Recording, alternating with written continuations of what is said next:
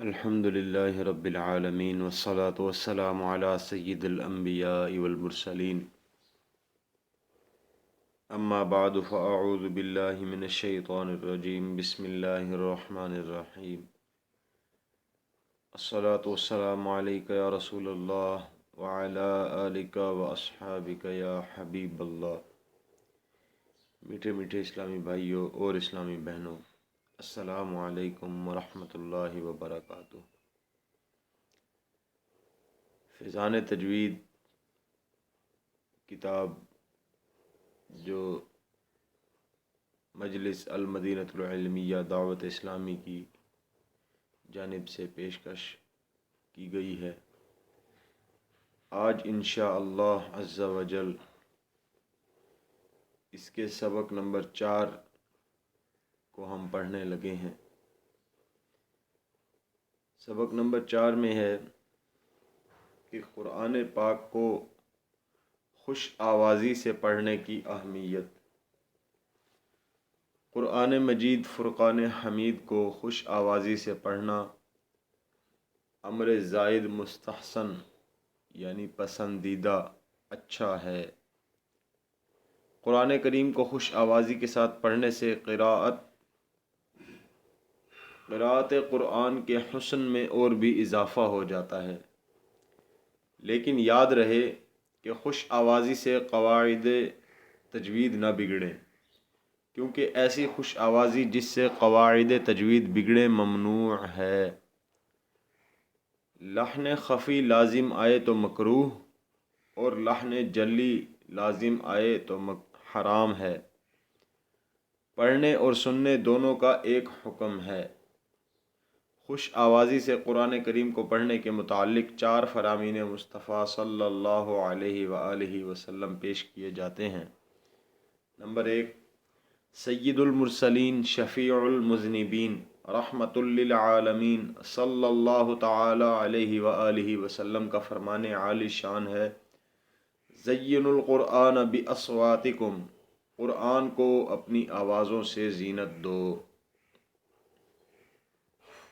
رحمت عالم، نور مجسم، شاہ بنی آدم، شفیع امم، رسول اکرم صلی اللہ تعالی علیہ وآلہ وسلم کا فرمان معظم ہے، لکل شیء حلیۃ وحلیۃ القرآن حسن الصوت، ہر چیز کے لیے زیور ہے اور قرآن کریم کا زیور خوبصورت آواز میں اسے پڑھنا ہے.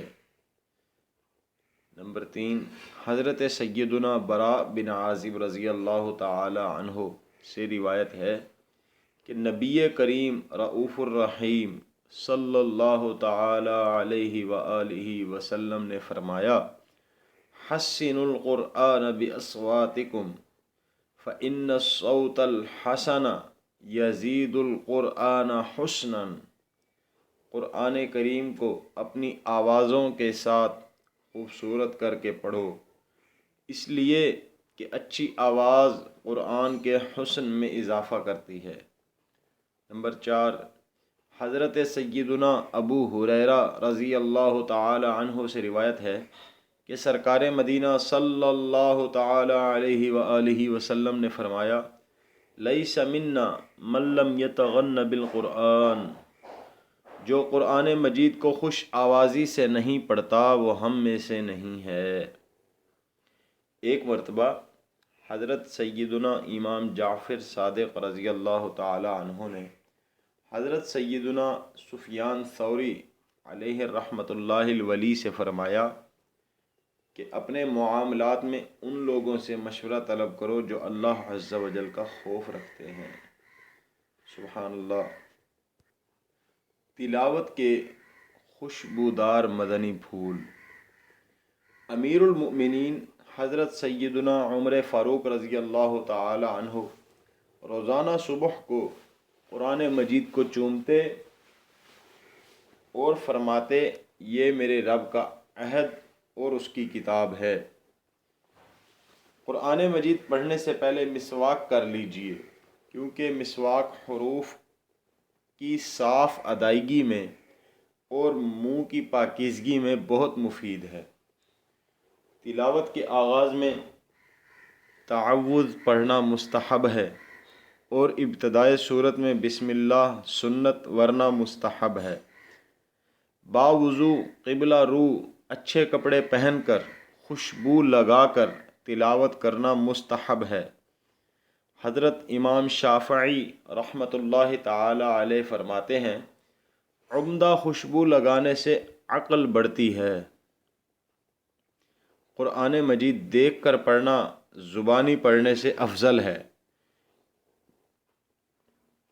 کہ یہ پڑھنا بھی ہے اور دیکھنا اور ہاتھ سے چھونا بھی، اور یہ سب کام عبادت ہیں۔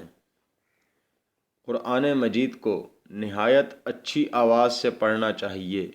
اگر اچھی آواز نہ ہو تو اچھی آواز بنانے کی کوشش کرے، مگر لحن کے ساتھ پڑھنا کہ حروف میں کمی بیشی ہو جائے جیسے گانے والے کیا کرتے ہیں، یہ ناجائز ہے، بلکہ پڑھنے میں قواعد تجوید کی رعایت کیجیے۔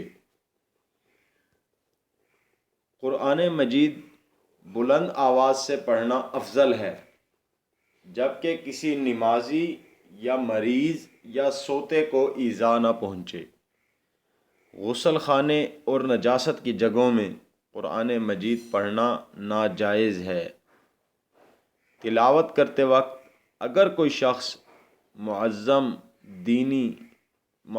دینی یعنی بادشاہ اسلام یا عالم دین یا پیر یا استاد یا باپ آ جائے تو تلاوت کرنے والا اس کی تعظیم کے لیے کھڑا ہو سکتا ہے۔ قرآن مجید کو جزدان و غلاف میں رکھنا ادب ہے۔ صحابہ و تابعین رضی اللہ تعالی عنہم کے زمانے سے اس پر مسلمانوں کا عمل ہے۔ قرآن کریم ختم ہونے پر دعا مانگنی چاہیے کہ اس وقت دعا قبول ہوتی ہے۔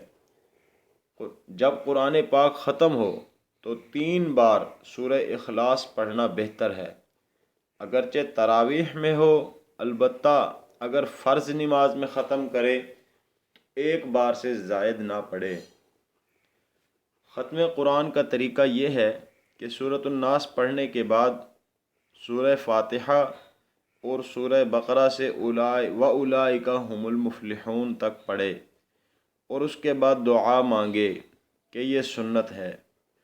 چنانچہ حضرت سیدنا ابی بن کعب رضی اللہ تعالی عنہ سے روایت ہے، نبی کریم رؤوف الرحیم صلی اللہ تعالی علیہ وآلہ وسلم جب قل اعوذ برب الناس پڑھتے تو سورہ فاتحہ شروع فرماتے، پھر سورہ بقرہ سے وَأُولَئِكَ هُمُ الْمُفْلِحُونَ تک پڑھتے، پھر ختم قرآن کی دعا پڑھ کر کھڑے ہوتے۔ مدنی مشورہ: روزانہ قرآن پاک کی کم از کم 3 آیات کی تلاوت مع ترجمہ و تفسیر کے مدنی انعامات پر عمل کیجیے۔ انشاءاللہ عز و جل اس کی برکتیں آپ خود ہی دیکھ لیں گے۔ تلاوت کے مزید احکام جاننے کے لیے رسالہ تلاوت کی فضیلت کا مطالعہ کیجیے۔ کنز الایمان: اے خدا میں کاش روزہ نہ پڑھوں، پڑھ کے تفسیر اس کی پھر اس پر عمل کرتا رہوں۔